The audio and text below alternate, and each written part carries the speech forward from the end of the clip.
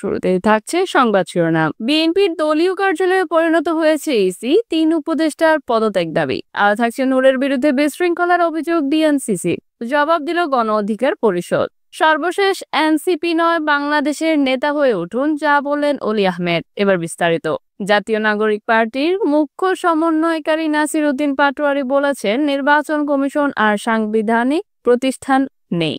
এটি এখন বিএনপির দলীয় কার্যালয়ে পরিণত হয়েছে। এটা বিএনপির মুখপাত্র হিসেবে আবির্ভূত হয়েছে। বুধবার রাজধানীর আগারগাঁওয়ে নির্বাচন কমিশন কার্যালয়ের সামনে বিক্ষোভ সমাবেশে তিনি এসব কথা বলেন। নির্বাচন কমিশন পুনর্গঠন ও স্থানীয় সরকার নির্বাচনের দাবিতে ঢাকা মহানগর এনসিপি কর্মসূচির আয়োজন করে বেলা 11:30 থেকে দুপুর 2টা পর্যন্ত কর্মসূচি চলে। এই সময় ইসির নিরাপত্তায় কঠোর ব্যবস্থা নেওয়া হয়। নাসির উদ্দিন পাটোয়ারি তার বক্তব্যে বিএনপি আইন উপদেষ্টা ডক্টর আসিফ নজরুল, অর্থ উপদেষ্টা সালেহ উদ্দিন আহমেদ ও পরিকল্পনা উপদেষ্টা ওয়াহিদ উদ্দিন মাহমুদের তীব্র সমালোচনা করেন। তিনি বলেন, নির্বাচন কমিশনে নিজেদের লোক বসিয়ে বিএনপি নিজেদের 31 দফার কথা ভুলে গেছে। 31 দফা হলো জনগণকে বোকা বানানোর কিছু কাগজপত্র।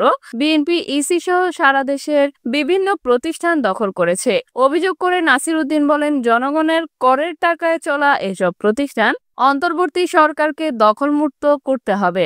আর উপদেষ্টা প্যানেলে যার বিএনপি রয়েছেন তাদের দ্রুত বের করে দিতে হবে, কারণ তারা এসি রুমে বসে জুলাই অভ্যুত্থানে অংশগ্রহণকারীদের বিপক্ষে ষড়যন্ত্র করছেন। এনসিপির মুখ্য সমন্বয়ক বলেন, বাংলাদেশে এডুকেশন ডুবিয়ে দেওয়ার জন্য ওয়াহিদ উদ্দিন ভাই কাজ করছেন, ফাইন্যান্সিয়াল সেক্টর ডুবিয়ে দেওয়ার জন্য সালেহ উদ্দিন ভাই কাজ করছেন, আইন মন্ত্রণালয় ডুবিয়ে দেওয়ার জন্য আসিফ নজরুল কাজ করছেন। এদের পদত্যাগ করতে হবে।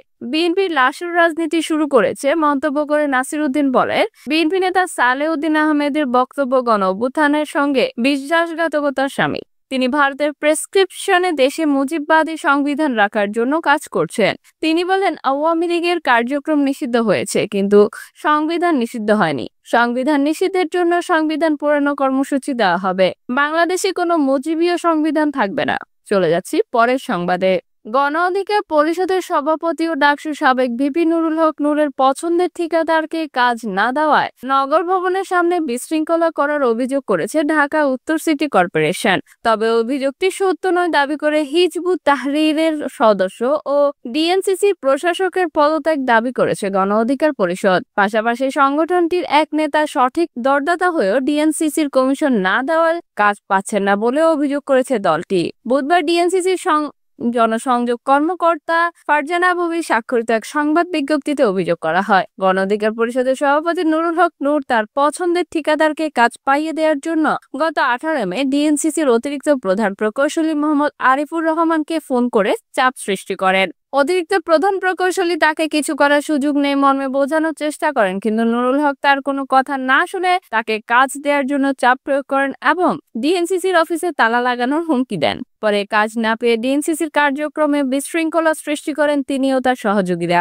এ ধরনের বিজ্ঞপ্তি গণমাধ্যমে পাঠানোর পর গণ অধিকার পরিষদ থেকে অপর একটি বিজ্ঞপ্তিতে ডিএনসিসির প্রশাসকের বিরুদ্ধে নানা অভিযোগ তোলা হয়। এতে অভিযোগ করা হয়, ঢাকা উত্তর সিটি কর্পোরেশনের প্রশাসক মোহাম্মদ এজাজ নিষিদ্ধ ঘোষিত সংগঠন হিজবুত তাহরীর নেতা ও জঙ্গিবাদের সঙ্গে সম্পৃক্ত হওয়ার স্পষ্ট তথ্য প্রমাণের পর প্রশাসকের মতো গুরুত্বপূর্ণ পদে থাকতে পারেন না।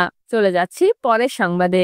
শুধু এনসিপির নেতা না হয়ে বাংলাদেশের নেতা হয়ে উঠতে অন্তর্বর্তী সরকারের প্রতি আহ্বান জানিয়েছেন লিবারেল ডেমোক্রেটিক পার্টির প্রেসিডেন্ট কর্নেল অবসরপ্রাপ্ত ডক্টর অলি আহমেদ। বুধবার বিকেলে রাজধানীর মগবাজারের দলীয় কার্যালয়ে চলমান রাজনৈতিক পরিস্থিতি নিয়ে জরুরি সংবাদ সম্মেলনে তিনি আহ্বান জানান। শহীদ রাষ্ট্রপতি জিয়াউর রহমানের হত্যাকাণ্ডে শেখ হাসিনা জড়িত ছিল বলেও অভিযোগ করেন অলি।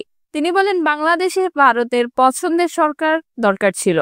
প্রথম তাদের পছন্দের সরকার ছিল শেখ মুজিবুর রহমান, তারপর শহীদ রাষ্ট্রপতি জিয়াউর রহমানকে হত্যা করে। এই হত্যার সঙ্গে হাসিনা জড়িত ছিল। আমি আগেও বলেছি। তিনি আরো বলে, মানবিক করিডোরের ব্যাপারে এককভাবে সিদ্ধান্ত নিলে বুমেরাং হতে পারে। সবার সঙ্গে পরামর্শ করে সিদ্ধান্ত নিন। সংবাদ সম্মেলনে এলডিপির মহাসচিব রেদওয়ান আহমেদ সহ কেন্দ্রীয় নেতারা উপস্থিত ছিলেন।